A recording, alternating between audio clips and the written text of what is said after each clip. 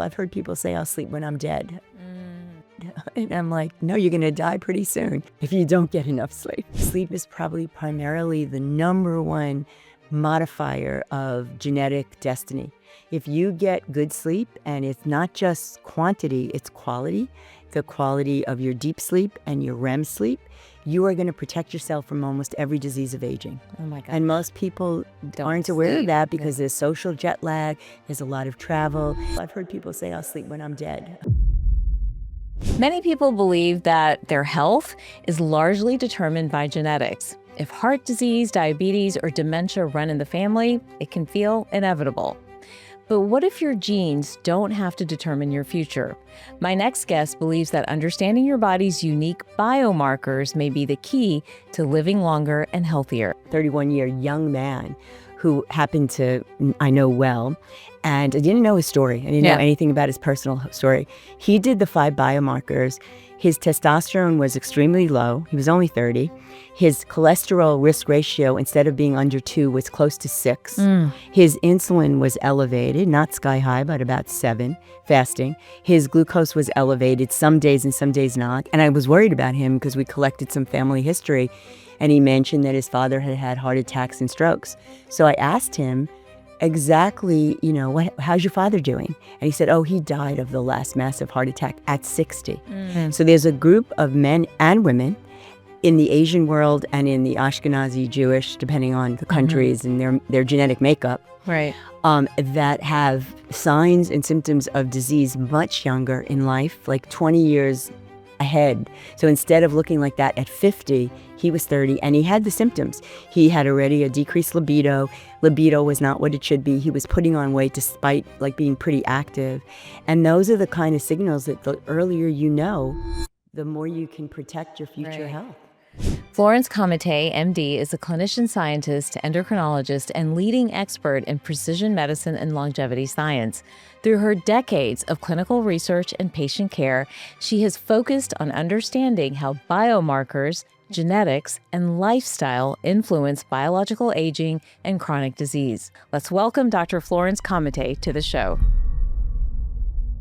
Hi, everyone. It's Dr. Taz. Before we get into today's episode, I just want to pause and say thank you. Your messages, your shares, your stories are the reason we make Whole Plus. Every conversation here is about connecting the science, the intuition, and everyday life together so you can feel more like yourself again. If you haven't already, hit that subscribe or follow button.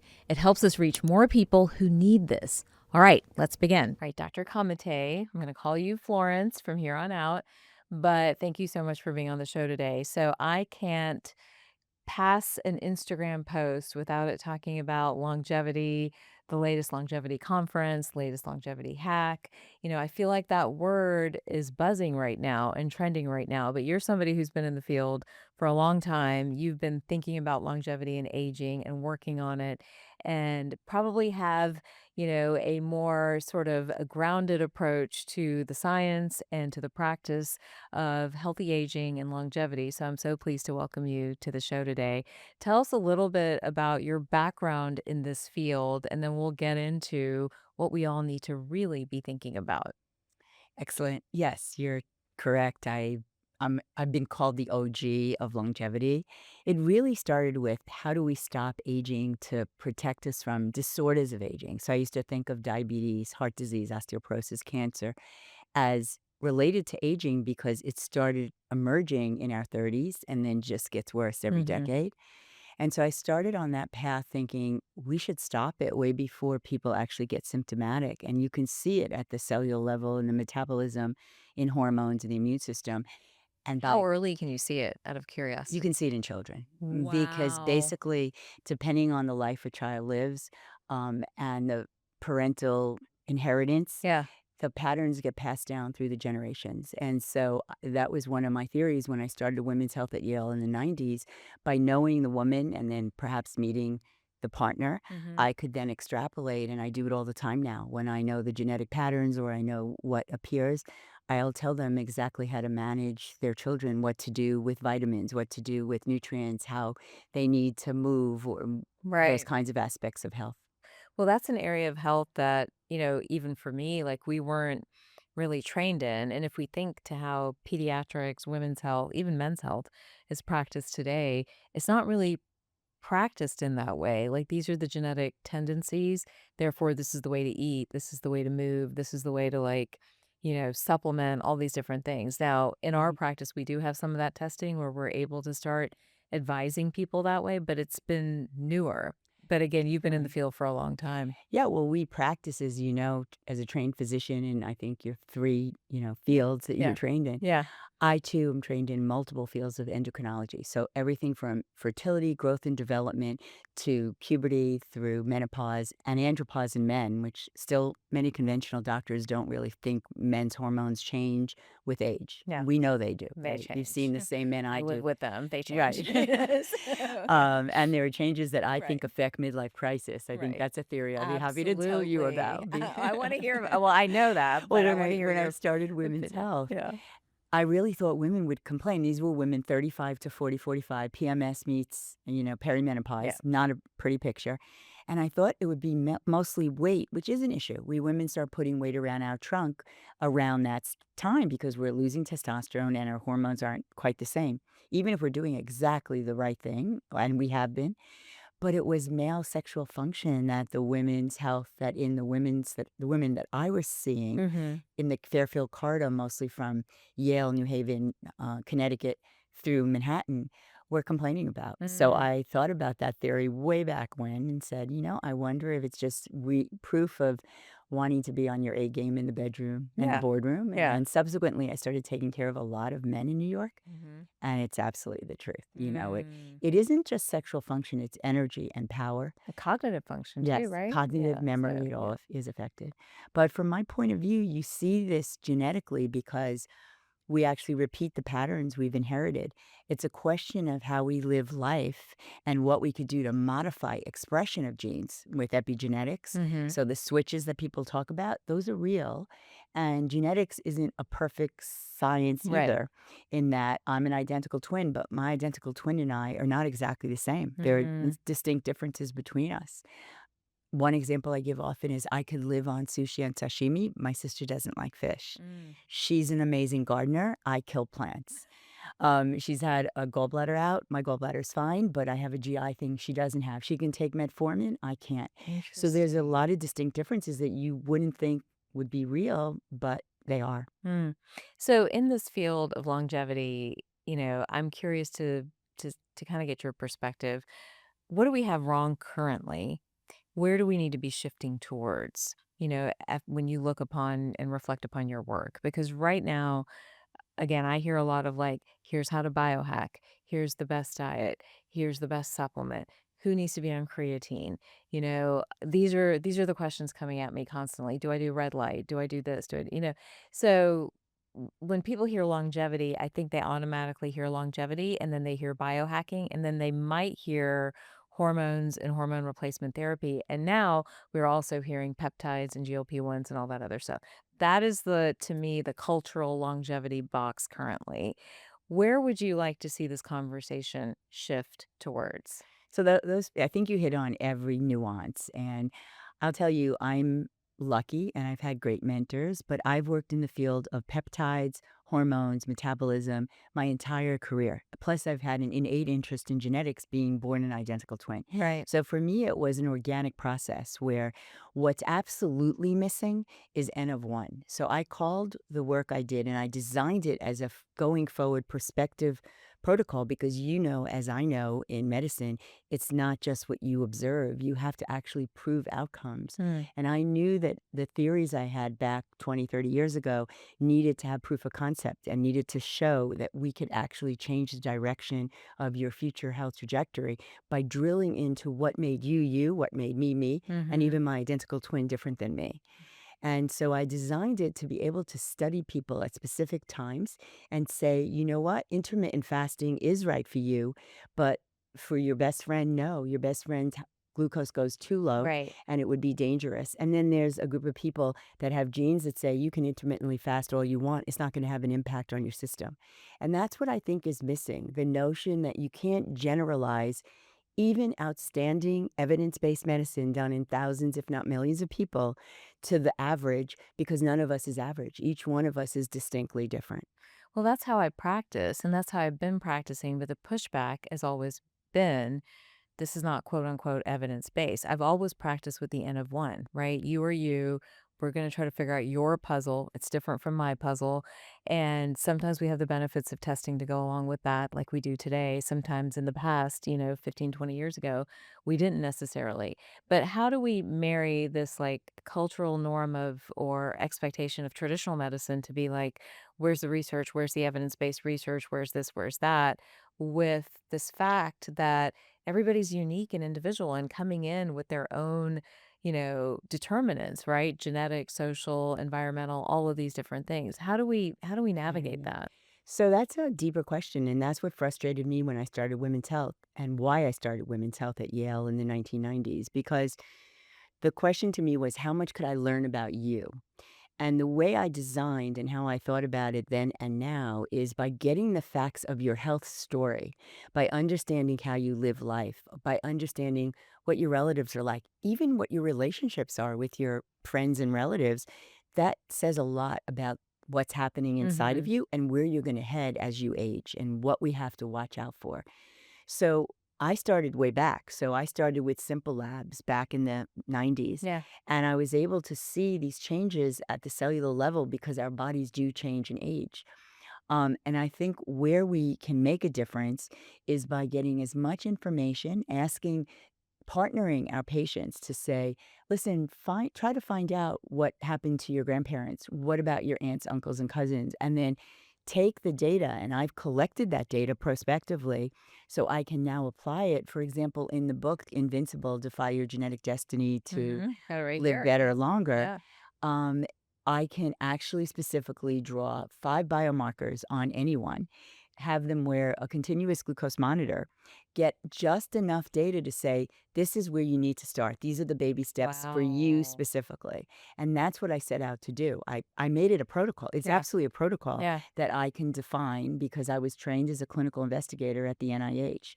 So for several years, and then I became an endocrinologist of various stripes and colors. And I was lucky enough to see men, women, and children. So I got every decade of life and understood what optimal is. And so I actually feel like it's a huge challenge to move from simple biomarkers to insights and then take those insights and translate them into actionable interventions. I think it's basically impossible. Yeah. I think knowing what's right and wrong, because I'm sure we all know people in your practice, as a physician, what you're bringing to bear on it is the old-fashioned type of medicine. What did our, ancestors in medicine do when they were family practitioners? I don't know if you remember a guy on Mhm. TV called Marcus Welby. Yes. Yes, Right? yes, yes, And he yeah. knew you, he knew your Knew the whole parents. family. Yeah. Exactly, Yeah. and so there you can say, "Oh, Joe is coming to see me, and I see that he's not thriving. Let me query him about stress and depression because I know his uncle was seriously depressed. I know his mother had diabetes, his grandfather had a heart attack," and you can take that old-fashioned medicine and apply it today. I Mhm. used to actually think family history was a poor man's genetic test, and now I know it's much richer. Mm. So that is the kind of training in terms of extrapolating what is real about each person and then using that information to help guide the next steps with action based on data. So the reason I called it precision medicine is that most doctors, we're personal. We have to be personal. We're up front in front and personal with our human being in front Right. of us. Right. We want the best for them. A lot of them tell us things that their nearest and dearest don't know. Yeah. I still remember a gentleman in my internship at Yale who told me he was missing a toe, but he always wore a sock because he never wanted to tell his wife. And I Mm. think that that's an honor that they trust us, and that by taking that information and turning it around, we can make a difference with data. So the data to me is what's important. How do you interpret all these biomarkers that are Right. coming at us? How do Right. you integrate it with the choices somebody makes about sleep, food, moving, stress, to make it a reality for each person. I want to pause here because I see this pattern all the time. People are doing the research, they're listening to the podcast, they're trying to take better care of themselves, and they still feel so stuck, especially when it comes to their health, their hormones, their stress, and even taking care of their families. That's why I created The Circle. The Circle is my private membership where we go deeper into these topics with real guidance, demos, live sessions, and a supportive community. If you want to try it, there's a 1-month trial available right now. You can learn more at wholeplus.co/circle. That's HOLPLUS.co/circle, or just click the link in the description below and use the code YouTube. Now let's continue the conversation. So I have two questions. So one, will you share the 5 biomarkers with us? And then the second is, was your optimal ever in line with conventional standards of optimal? Very rarely. They're overlap because here's how conventional, so-called you're in the normal range, Right. is developed. They take 1,000 people somewhere in the country. I used to use Oklahoma, and then people from Oklahoma got upset with me. But all of us are sick. We're all brewing disease under the surface. Like, I have yet to meet somebody who had, and in thousands of people I've seen, who have optimal carbohydrate or sugar metabolism. That's because it's a survival issue. We all have genes that dictate what's going to happen to us as we age in terms of sugar. We can get into that later. So the optimal to me is based on evidence as to what will have the best outcomes. One example is hemoglobin A1C. Yes. A hemoglobin A1C under 5 is optimal, not 5.1, 5.7. We already know is prediabetes. 6.5 is diabetes. So many clinicians will say, oh, it's a little high. Why don't you eat better and work out? And we know how much we're trained in medical school about eating, Right. working out, Right. and sleeping, Right. next to nothing. And so by understanding that that's not optimal and we're heading in the wrong direction and we need to reverse it, and even that's not enough because I always had a hemoglobin A1C of under 5, Me and too. which sounds fantastic, right? It's 100 days, average your average sugar. But in reality, my sugar would go up and down. So it would spike and dip so that the average looked great, but not the real numbers. And while I don't demonize sugar, it affects every system in the body. Right. So those are the kinds of optimal that I think about. What exactly for each decade of life, where should you be? And since we know from other fields, even like athletics, 25 to 30, getting pregnant, 25 to 30, that's peak time in our life. That's when we can burn the candle at both ends, no matter how Right. Right. we're groomed and how we're raised. But it starts dissipating with age. After that. Right. So optimal is aiming towards what really should be as close as the best you can be. So what are those biomarkers then, out of curiosity? A1C we track all the time. We'll track a fasting insulin. We'll track inflammation markers. Talk to me about what you think is, what are we missing? Yeah. What are the things we really Okay, need sure. to sink our teeth into? Right. So this is what my research has shown in doing hundreds of thousands of biomarkers. Each person, when they first work with us, get about 125. But after investigating and studying it, it was clear that 5 key biomarkers. We look at carbohydrate metabolism because, as I just explained, Yeah. my hemoglobin A1C wasn't reflective of the ups and downs in my sugar. So fasting sugar, which is common, fasting insulin, which if it starts rising, even to 2 to 5, which is what general medicine thinks is fine, but certainly most people are higher. And even on the Quest sheet, at the bottom, it says you can have an insulin of 19 when you Right. wake up in the morning and yeah. you're okay. Yeah. Totally untrue. The other 2 that really add value is free testosterone, not total, but free. Total is wrapped up in protein. And the last one is cholesterol risk ratio. And the reason we use those, and it's been studied in depth, is that the cholesterol risk ratio also gives you total and good cholesterol, HDL, so-called good cholesterol. And by having that under 2, having testosterone 6 to 30 in women, free testosterone, in men 180 to 250, having a hemoglobin A1C of less than 5, sugar fasting of 70 to 80, and an insulin that's undetectable, that's optimal. And I have yet to see that in one human being. Really? So, yes, Wow. because we're groomed to survive, and the genes we've inherited all dictate that as we age and lose muscle, we're going to become pre-diabetic and diabetic. And that's why there are millions of us out there who have that With that condition. issue. Yeah. Now, going all the way back to children, as you were mentioning earlier, what are you seeing in kids? So I've been referred tons of children, Yeah. and I think of one off the top of my head. Typically, it's a child who's in a family that are pretty healthy. They monitor everything. There's not a whole lot of junk food. They travel, they move, they try to sleep right. And one of the children just can't lose weight or doesn't move enough or isn't athletic.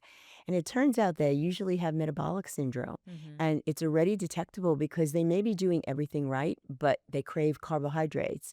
They don't lose weight easily. They don't look like children running around, living life to the fullest, even as a teenager. Have you ever heard, for example, a woman say, "My friends can eat everything, and I All the just time. look at food and I gain weight"? Well, that's because they have usually an underlying genetic condition, and I have many families like that.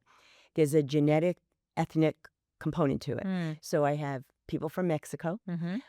Sephardic Jews who are from places like Morocco and Mhm. Iran and Iraq who harbor that. There's a lot of marrying within. Is it the same It's genetic very profile? similar. What's the It's gene? adiponectin is Oh, great. okay. The genes, specifically the RS sites, Okay. I think would Got it. not be understood, but Right. the specifics, adiponectin is low, insulin is high, sugar is too high. You do an oral glucose tolerance test and you do one that's 3 hours Yeah. instead of the half an hour we get when we're pregnant, Right. you will see initially fasting hyperglycemia, high sugar, fasting insulinemia, meaning your insulin is above 5 Mhm. generally, and you go through it, and the pattern teaches us what exactly your genetic, because the genes can be there are thousands of genes Yeah. that dictate that. Yeah. What about, I'm curious about the South Asian community, like, PCOS, for example, there's a almost 70% prevalence of PCOS in South Asian women, women of Indian descent, Yes, which is really I've seen a metabolic. ton of it It's 'cause metabolic, yeah, right? It's all I have insulin. a whole practice in, Palo Alto, and so at least 30% of my patients are Asian. Right. Yeah. Is there a genetic Absolutely. Not component to only that? that, there's also a finding that I've seen in certain populations of Asians where they're unable to put on a lot of muscle as teenagers, and frequently they'll call themselves. They say they're self-proclaimed geeks because they Right. would be the last one picked for sports. Right. And I see it in their families. I see it in the children. Not every child, so it depends on the inheritance pattern. I've seen the same thing in Ashkenazi Jews, Jews from Eastern Europe, Russia, those places where Germany, Hungary, Mhm. those Mhm. kinds of countries. And what I see there is the biomarkers I just mentioned are off the charts abnormal. I think of a 31-year young man who happened to I know well, and I didn't know his story. I didn't know Yeah. anything about his personal story. He did the 5 biomarkers. His testosterone was extremely low. He was only 30. His cholesterol risk ratio, instead of being under 2, was close to 6. Mm. His insulin was elevated, not sky high, but about 7, fasting. His glucose was elevated some days and some days not, so it ranged from 70 to 100 depending on the day he woke up, what his health was like, what he was eating the day before. Yeah. And his final one, hemoglobin A1C, was fine. It was Yeah. 5.1. And I was worried about him because we collected some family history, and he mentioned that his father had had heart attacks and strokes. So I asked him exactly, how's your father doing? And he said, oh, he died of the last massive heart attack at 60. Mm. So there's a group of men and women in the Asian world and in the Ashkenazi Jewish, depending on the Mhm. countries and their genetic makeup, Right. that have signs and symptoms of disease much younger in life, like 20 years ahead. So instead of looking like that at 50, he was 30 and he had the symptoms. He had already a decreased libido. Libido was not what it should be. He was putting on weight despite like being pretty active. And those are the kind of signals that the earlier you know, the more you can protect your future Right. health. Well, that's so fascinating. And I think you talk a lot too about longevity and lifespan not really being the right terms, but we need to be looking at health span. Exactly. How would you change, what's happening in the exam rooms today to really look and evaluate health span? And at what age would you start? That's great. Okay. And I keep in mind, part of this is selfish Right. because we're set up, we have multiple practices, but we're set up as family practices. So we're seeing kids all the way through seniors and seeing sort of the span of disease and disease progression across that. So Right. that's I'm why. going to tell you a story about that Yeah. because my family are mostly all doctors. There Yeah. is one lawyer and a Yeah. couple of financial people. We Yeah. don't know how the lawyer happened, but we knew it too. He'd be a lawyer. Anyway, going back to this. First of all, the work I did, I wanted to focus on the specialty part, the precision. And it turned out because we got to know people so well, I couldn't convince them to get a doctor. So we're a new style of family practitioners. And many, many moons ago, I remember being interviewed by WebMD about the future of medicine and saying, look, in the future, and I was doing it already, we're not going to have someone come in to collect a urine, test it, look under the microscope, and decide if it's cones or rods and what Right. antibiotic you get. Right. And that, of course, is true nowadays. Yeah. You give a script to someone 3,000 miles away, they can go get their urine tested. Right. You can start them on an antibiotic by Right. calling, right?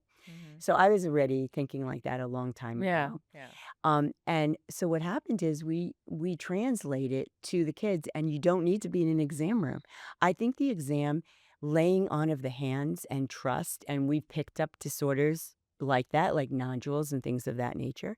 But that too will come, I think, virtually. I think we're already seeing some of it using a stethoscope, using testing at a distance.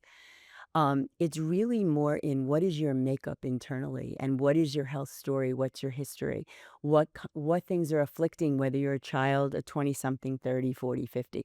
It comes to a head in your 30s because that's when we begin to decline. We know that because we know we peak between 25 and 30. Yeah. So what I think could be done is, first of all, the story translates to the children. And one particular area, because my identical twin is a dermatologist, and I worked in her practice for a while to sort of see how that was going years ago. And I would see these 8-year-olds or 10-year-olds on Accutane, and I would get their story. I would talk to them about their parents, their grandparents. But this is why. Remember, with Accutane, you look at lipids, right? So their lipids were off the chart because you had to follow their cholesterol. Right. And you knew it was a diagnostic test of disease. If their cholesterol went up with Accutane, just like if a woman's sugar goes up with it during her pregnancy, that's absolutely disease of the future, but you're seeing it early because you're using a diagnostic tool. So I think there's a lot of those diagnostic tools that are pretty simple and straightforward. Even those 5 biomarkers can help us ascertain what a particular human being needs. That is so fascinating. And you can do that in any setting. That would be my dream. I actually, before I realized we were doing primary care because we were taking care of the whole human being. And I think of it a new way of doing primary care because we do see people as well as manage them through telemedicine. I've done telemedicine for 30 years. My sister and brother are dermatologists, and they didn't understand why I disappeared from the kitchen, besides not wanting to wash the dishes during Thanksgiving, and talk to people on the phone. Like, how could you take care of a person on the phone, right? So, because we share the data. But I think that we can begin to determine how to help people by first sharing it with the target population, the 30s, 40s, 50s, and having them translate it into their younger family and actually into their parents as well. And we've done that for many years. That's how my practice grew, actually. That is fascinating. What do you have to say about there's so many different types of genetic tests right now. Yes. Right. Some of which we honestly do as well. What's your thought on some of these more consumer-based genetic tests, some of what's out there right now? How much is actually helpful and actionable if it's not being paired with biomarkers and with actual functional chemistry? What is worth somebody's time? So sometimes, as you know, you can tell what's going on in a person just historically. I think of one of the women I saw at NIH when I was the only woman in a room full of 100 male doctors. And I came in because we were debriefing after clinic in the morning. And I said, and I reported on her, and I said, she tells me that she's getting pain cyclically, usually around, ovulation and then at menses.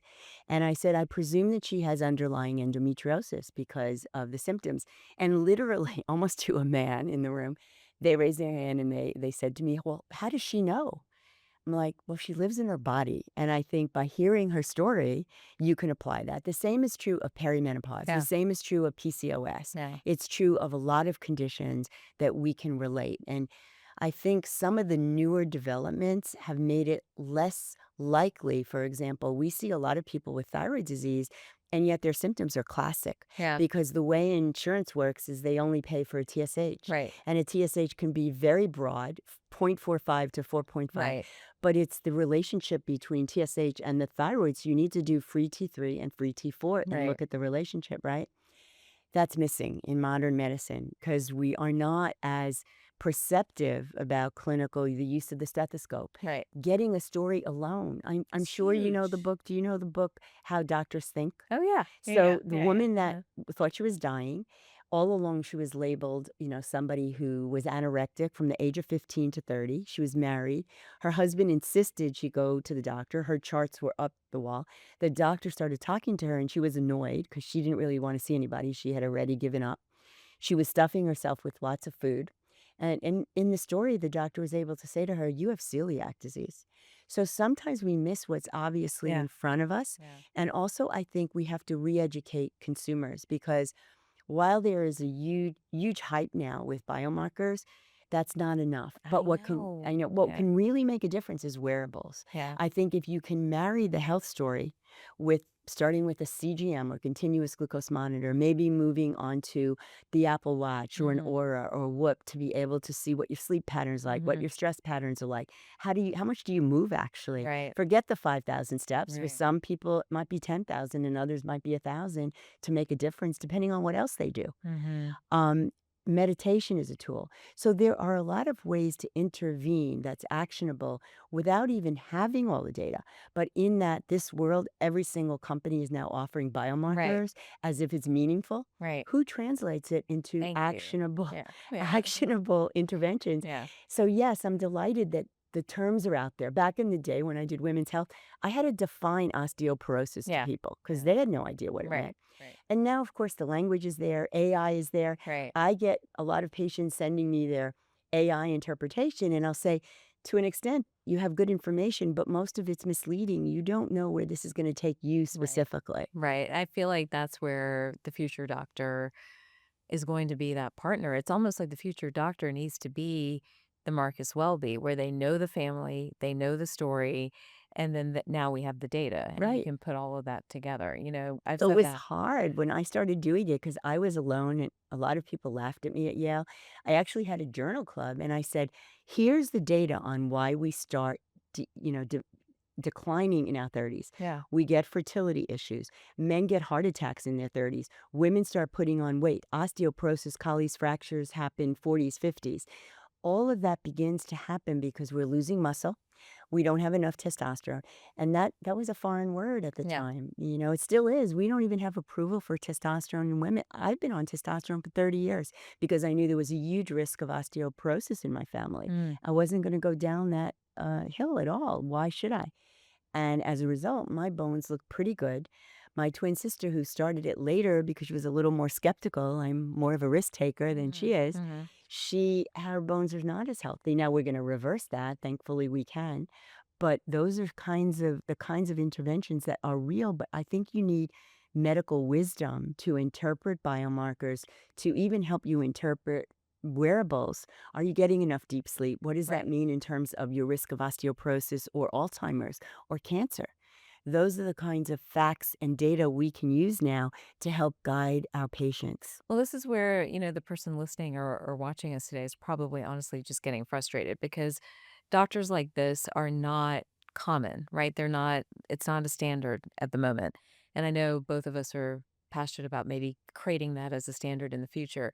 But for somebody who's like, okay, I'm interested in aging or healthy aging, I'm interested in my health span, not my lifespan. What are the things beyond the biomarkers that we talked about? How do they defy maybe their genetic destiny? Like I can tell you about, my husband who had a heart attack at 41, rapid ager, younger than me, but I would call him a rapid ager, right?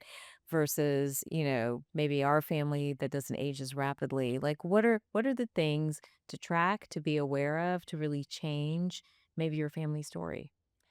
Yeah, exactly. So that's a deep question. And I think that we're in the midst of a change and a pivot. I do think it's extremely confusing, not just for the listener, but for doctors because they're trying to figure it out. But I actually sometimes feel sorry for doctors who haven't started like you and me a long, long time ago. And we had to sort it out for ourselves. But I do think my book can be helpful, not to be self-aggrandizing, but I dreamed of a moment that I could prove 30 years ago with the intersection of genetics, the internet, and the fact that I could read these numbers and I knew as an identical twin, genetics was only part of the story. Lifestyle was only part of the story. How do you get it all together? So the way I designed the book was to recognize patterns we all have. And we all have these patterns. Each one of us is going to go through perimenopause and menopause for women, periandropause and andropause for men, where they decline. In addition to that, there's glucose patterns, so that's available.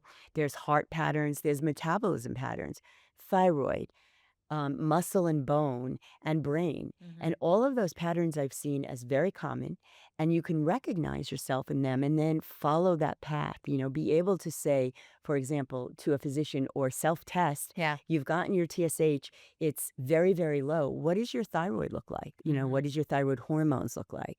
And be able to bring that up either to your clinician or get the test yourself and bring it to your clinician. Right. So I think proof is in reading the book, being able to extrapolate the patterns in who you are. And we actually give people some guides for that. They can fill in a simple health story and see where it places them, where it brings them. And identify the pattern maybe Exactly. that they're falling Yeah, like the into. 5 biomarkers, wear a CGM.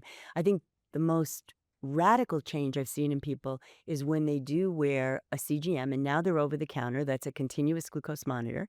You can get a Stella or you can get a Lingo.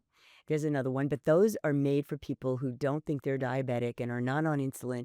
They're bought over the counter, and they give you some guidance, but it's the patterns that will help you. And if you marry that to my book, Invincible, you'll be able to figure out where you stand. And that's what I've always dreamed of. Like, how does everyone own their own health destiny? Like your husband.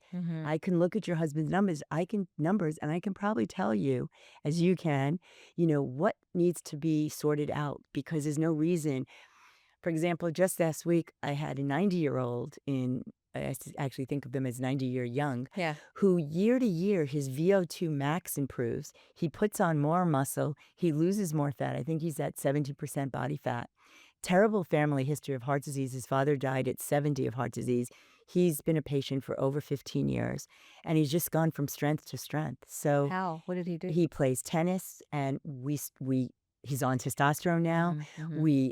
We've helped him in terms of regenerative medicine, because in playing tennis, he would have pain. And he said, I just popped some NSAIDs. I said, no, you shouldn't pop NSAIDs. It can be bad for you. So we referred him, and he did some platelet-rich plasma, PRP, with my colleagues who we work, I refer, and I don't do that right now. We're going to be doing it. So there's a lot of techniques now. You have to be made aware of who you are and what your system is telling you, and you have to trust yourself. One easy way for women to think about weight and weight loss, particularly around the 35 to 45 year kind of era, is try meditation. Meditation actually turns off the gene that triggers cortisol. What? Yeah. Oh my And there are studies in it. There are studies from a Harvard genetic standpoint. Yes, from a genetic standpoint. Wow. There's also genes that say you're not absorbing magnesium. So some people have genetic variants they cannot take, and magnesium is an important factor. Magnesium in red blood cells, as you know, not serum magnesium. Magnesium in red blood cells is a critical factor in over 300 interactions in the body. So we've seen people who cannot, they take all the magnesium in the world, it can't get it up to 6-ish, which is what we like. And so use magnesium cream or take baths with Epsom salt. Get sleep. Sleep is probably primarily the #1 modifier of genetic destiny. If you get good sleep, and it's not just quantity, it's quality, the quality of your deep sleep and your REM sleep, you are going to protect yourself from almost every disease of aging. Oh my God. And most people aren't aware of that because there's social jet lag, there's a lot of travel. They can't get to sleep because a lot of people, I've heard people say, I'll sleep when I'm dead. And I'm like, no, you're going to die pretty soon if you don't get enough sleep. So sleep is super important. What are the other things like, okay, let's say you don't know your numbers and you don't know your genetics and you can't identify a pattern. Like, what are some of like the non-negotiables? You mentioned sleep. So the next one is moving. So there are 3 types of kind of training that you can do, and I recommend baby steps. Don't go all out. So one of the best tests is running up a flight of stairs, and if you can do that, and this is scientifically shown, in less than 90 seconds, you're in great shape and you can start an exercise program. If it's more than 90 seconds, let's say you're above 40, 35, 40, 50, 60, then check out your heart with your doctor. That's one thing. You want to combine resistance training to put on muscle 2 or 3 times a week, weights, things of that nature, with HIIT, high intensity interval training, because that gives you power and strengthens your heart, with aerobic, like walking, running, sprinting. Anything that makes you move. Rowing, I love. Biking. My sister bikes a lot. I row a lot. The third thing is the way we eat. We want to make sure we get enough protein. We want to start every bit of food we put in our mouth, ideally start with protein, fiber, fats if possible, like nuts or nut butter. The reason, or cottage cheese is another great source. The reason being that you modify the insulin release wherever you are on the curve to diabetes or prediabetes. You modify the release of insulin if you even out the absorption of sugar. The way to do that is to start with protein because it modifies release of sugar. So a great breakfast is eggs, not a bran muffin and a banana, because that's pure carbs. And what happens is your sugar goes sky high, then it starts falling, but then your insulin follows, and 2 hours later, you're jittery and you need a donut and a cup of coffee. No. And I think the final thing is going to bed at night, try to finish when you're eating, try to finish at least an hour and a half and ideally 2 hours eating before you go to bed. Now, if you're prone to hypoglycemia and you know it, have a protein-rich dish like an hour or so before, like have a snack of a nut butter and apple or a cottage cheese and veggies, something of that nature. So interesting. And then these patterns that you're talking about, can you talk to us a little bit about some of there are 5 main patterns? 7, but 2 are really involved in changes in our hormones that put us in the midlife, perimenopause, menopause, periandropause, andropause in men. The other patterns are initially, what's your sugar doing? And again, that's These are early onset patterns probably. No, in everybody, every single one of us. Timing can change. Like you can see it in the 30s, and other people, I've seen people in their 70s in better shape than people in their 30s. It depends, as you compared yourself to your husband, the same thing. So sugar patterns, and there is where a continuous glucose monitor, the 5 biomarkers, those will be life-changing, and knowing your history as well, your family history. But even in people who are adopted or don't know or have a small family, maybe died young, and they need to know, the numbers are very telling. And there you might go beyond the 5 biomarkers to see what's going on. Then the next step, remind me of what? So then we were going into the 5 patterns of the patterns. So sugar is a big one. I would start there. Metabolism, meaning what do you do to really make sure that you're active, you're running around, you're getting enough sleep. The metabolism that you inherit is critically important. The heart health. Is there heart disease in the family? Is there heart attack? Is there stroke?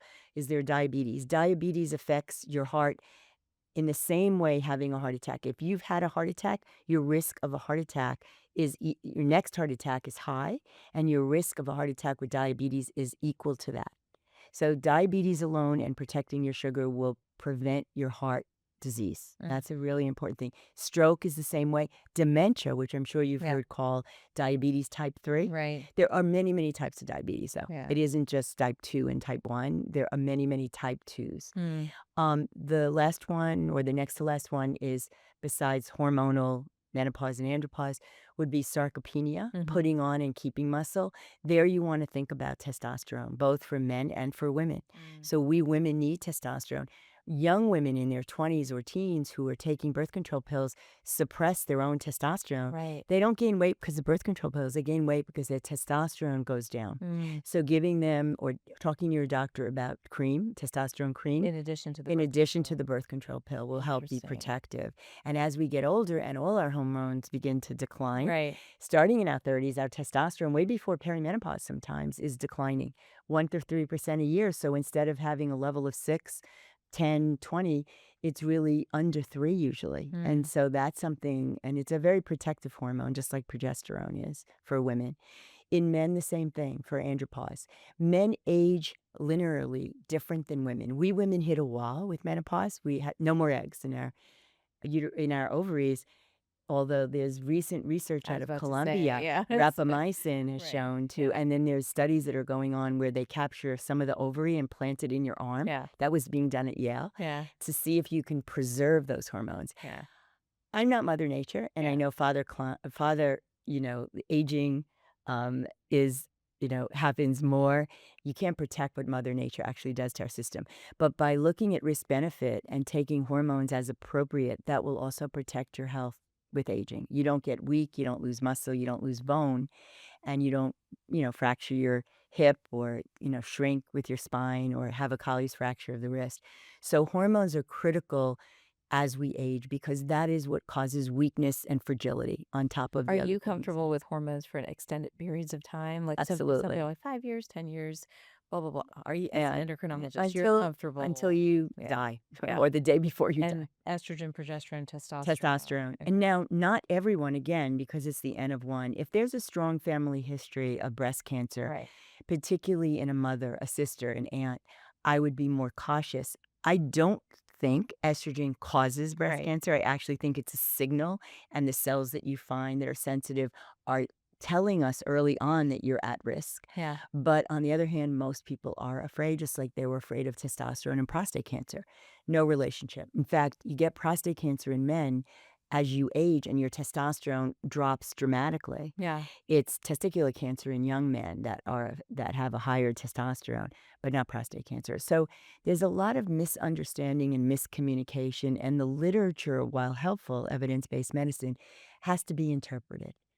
I think there was one important fact that came out of my first rotation at Yale as in medical school, and that was don't believe everything you read, Yeah. even if it's in the New England Journal of Medicine, because literature is interpreted in all different ways, and not any study. There's no study that's really perfect. Like perfect. And Yeah. yeah.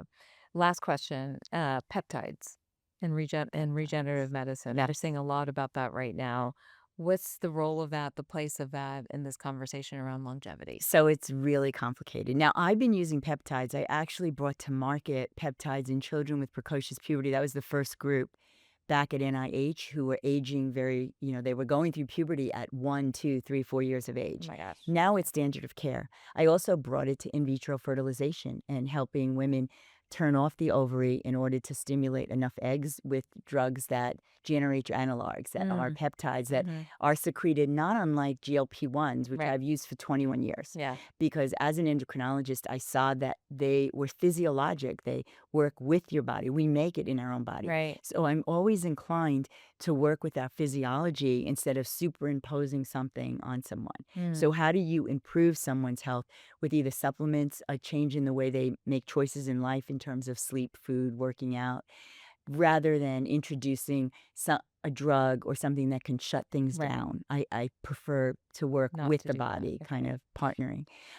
So peptides, I think, are extremely valuable. Some of them have been around for 200 years. I actually have a patient who was from Russia or Ukraine, and I was talking to her about cerebrolysin and BPC 157 about a year ago, and she was laughing because she said she remembers her mom using cerebrolysin in her grandmother more than 50 years ago in Russia. And so there's a lot of safety data, and there's actually a lot of published data. It's not in a gazillion people, and it doesn't randomize to the mean, but I think in interpreting it, the safety is important. We've set up studies like that. So, for example, when people go through stem cell or PRP, I generally treat them with amiprelin and CJC 1295 for a few weeks because it improves stem cell numbers and performance. And I've had proof of that because the doctors I work with would test the person's platelets and plasma Yeah. and come back to me and say, I've never seen these levels in this 60-year-old person. Right. And so it's exciting because you get better healing. By the way, we left out one pattern is Yeah. brain Right. pattern. Okay. Yeah. And I think that's vital because the incidence of dementia, Huge. and it's going to affect so many of us because it's not just going to affect the primary person, but it's going to affect their family and how they age. And we're living longer, but not necessarily healthy. That's why, to me, I can't predict longevity. Our lifespan is different than health span. I believe it's connected, that if we keep people healthier longer, they won't be old at 70. They won't even be old at 80 or 90, and they Right. probably will live till beyond 100, 120. I think even 150 is Wow. possible. I do. But I think we have to be religious and precise. I think we have to use data to help us get there.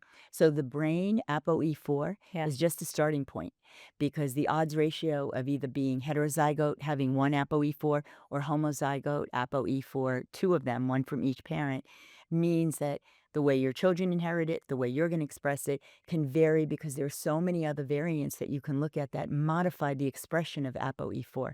So that's a whole other dialogue, but that's the last chapter in the Oh patterns. my gosh. All of this is in the book. All of it's in the book. And the book is Invincible, and it's Invincible. out in a few Invincible, weeks. Defy Your Genetic Destiny to Live Better Longer. It's going to be out April 28th. It's published by Little Brown Spark.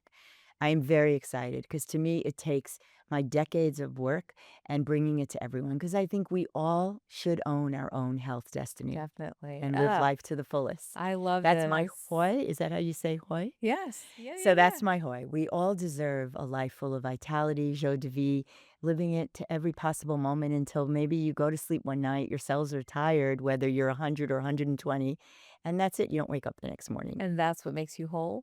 That's what makes you whole, I think, along with relationships. Yeah.